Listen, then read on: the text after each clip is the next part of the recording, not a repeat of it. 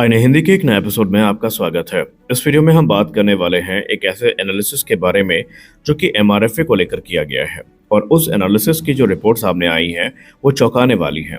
और उसके बाद एक सवाल पैदा हो गया है कि भारत के हित में क्या होगा। भारत के हित में 114 फाइटर का लोकल मैन्युफैक्चरिंग होगी या फिर भारत के हित में डायरेक्ट जो इम्पोर्ट है फाइटर जेट का वो होने वाला है। आइए जानते हैं। देखिए, एमआरएफए अब एक ऐसी पहेली बन चुका है जिसका जवाब शायद किसी के पास नहीं है।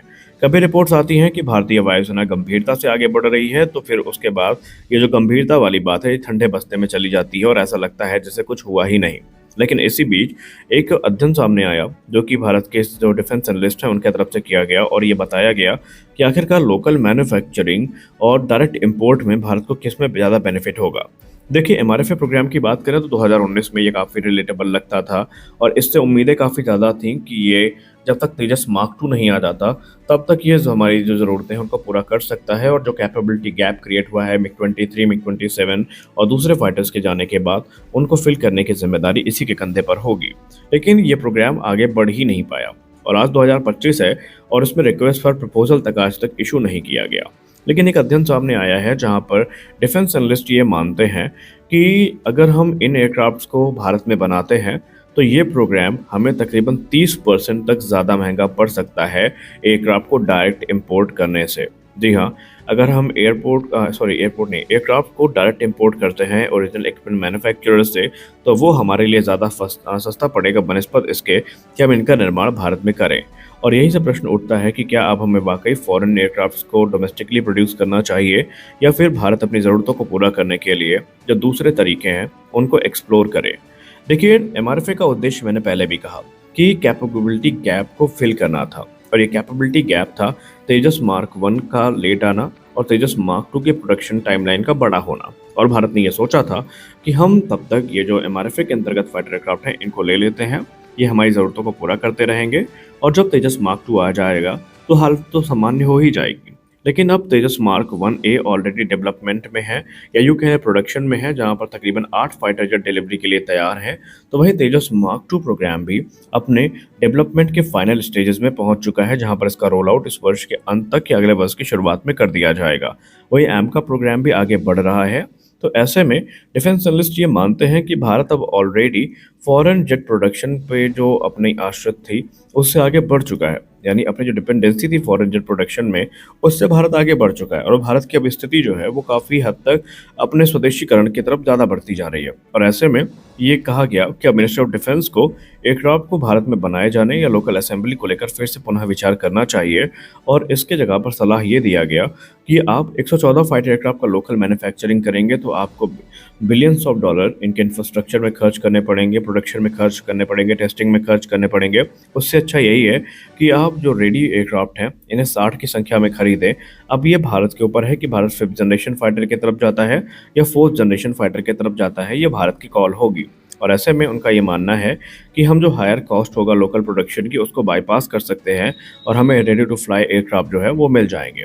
और उनका एक तर्क इसलिए भी ज़रूरी है क्योंकि उनका मानना था कि एमआरएफए हमने क्यों शुरू किया था। हमने इसलिए शुरू किया था कि हम 2022 तक डील फाइनलाइज कर लेंगे और 2025 या 26 तक हमें एयरक्राफ्ट रिसीव होने शुरू हो जाएंगे।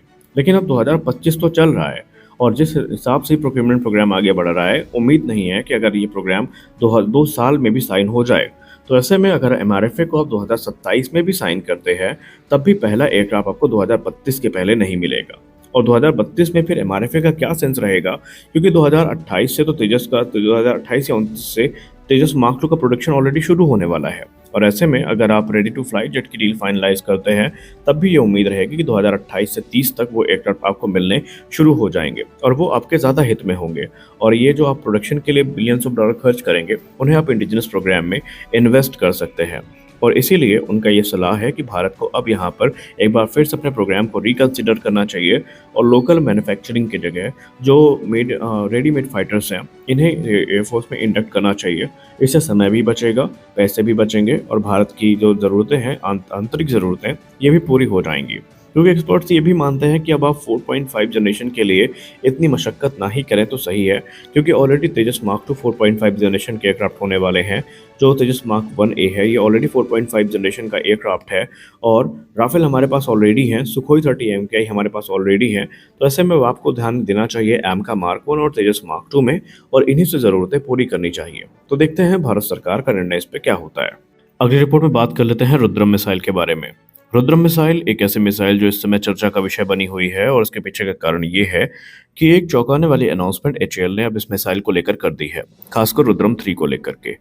एचएएल ने अपनी रिपोर्ट में बताया कि फाइनेंशियल ईयर 2024-25 में ही रुद्रम 3 का जो रिलीज ट्रायल है ये सक्सेसफुली पूरा हो चुका है, और इसके लिए विशेष तौर पर मॉडिफाई किए गए सुखोई 30 MKI जेट का यूज किया गया है। एचएएल ने कहा कि हमारा उद्देश्य ये है कि भारतीय वायुसेना को एक ऐसी मिसाइल प्रदान करना जो कि हाईएस्ट प्रेसिजन के साथ जो एनिमी के टारगेट्स है उनको स्ट्राइक कर सके। रुद्रम 3 की बात करें तो ये एक advanced air to surface missile system है जिसे डीआरडीओ की तरफ से विकसित किया गया है, और इसमें इंडियन इंडस्ट्री पार्टनर कोलैबोरेशन में थे। इसको इस प्रकार से डिजाइन किया गया है कि ये एनिमी के एयर डिफेंसेस, रडार इंस्टॉलेशंस और हाई वैल्यू जो ग्राउंड टारगेट्स हैं उनको न्यूट्रलाइज कर सकती है। रुद्रम 3 रुद्रम परिवार का ही एक हिस्सा है, जो कि मुख्य तौर पर suppression of enemy air defence and destruction of enemy air defence mission को एग्जीक्यूट करने में सक्षम है। ये बेसिकली रुद्रम 2 से ही डिराइव करी गई है, लेकिन इस पर रेंज एक्यूरेसी काफ़ी ज़्यादा है, इसकी लिथैलिटी भी काफ़ी ज़्यादा है, और ये एक नियर हाइपरसोनिक या हाइपरसोनिक मिसाइल की श्रेणी में आती है।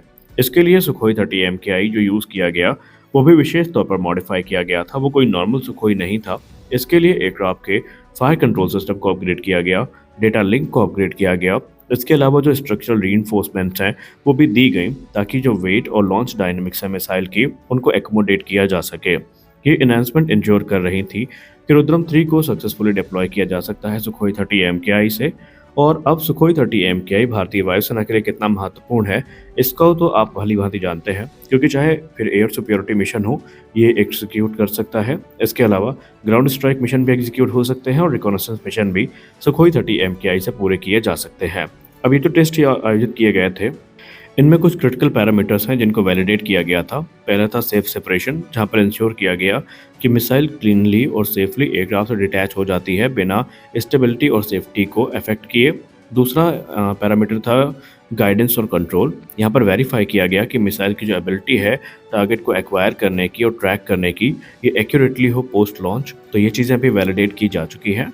और तीसरा पैरामीटर था इसमें सिस्टम इंटीग्रेशन, जहां पर कंफर्म किया गया कि जो सुखोई 30 MKI और मिसाइल के बीच में ऑपरेशन है, कम्युनिकेशन है, ये सीमलेस हो और किसी प्रकार की दिक्कत ना हो। इसके अलावा सुखोई 30 MKI के अलावा जो ground based mission control system है उनके साथ भी जो कम्युनिकेशन है वो बना रहे। तो ये सारी चीज़ें वैलिडेट की जा चुकी हैं, और अब आगे चल के आपको रुद्रम सीरीज की तीनों मिसाइल भारतीय वायुसेना की ताकत को बढ़ाती दिखाई पड़ेंगी। और एक बार आप इमेजिन करके देखिए कि ब्रह्मोस और रैमपेज और जो हमारी स्कैल्प मिसाइल है इसने ऑपरेशन सिंदूर पे कितनी भारी तबाही मचाई थी, और जब रुद्रम का साथ इनको मिलेगा तो सीन कैसा होगा अब आप इमेजिन कर सकते हैं। इस वीडियो में बस इतना ही, मिलते अगले वीडियो में, तब तक के लिए जय हिंद।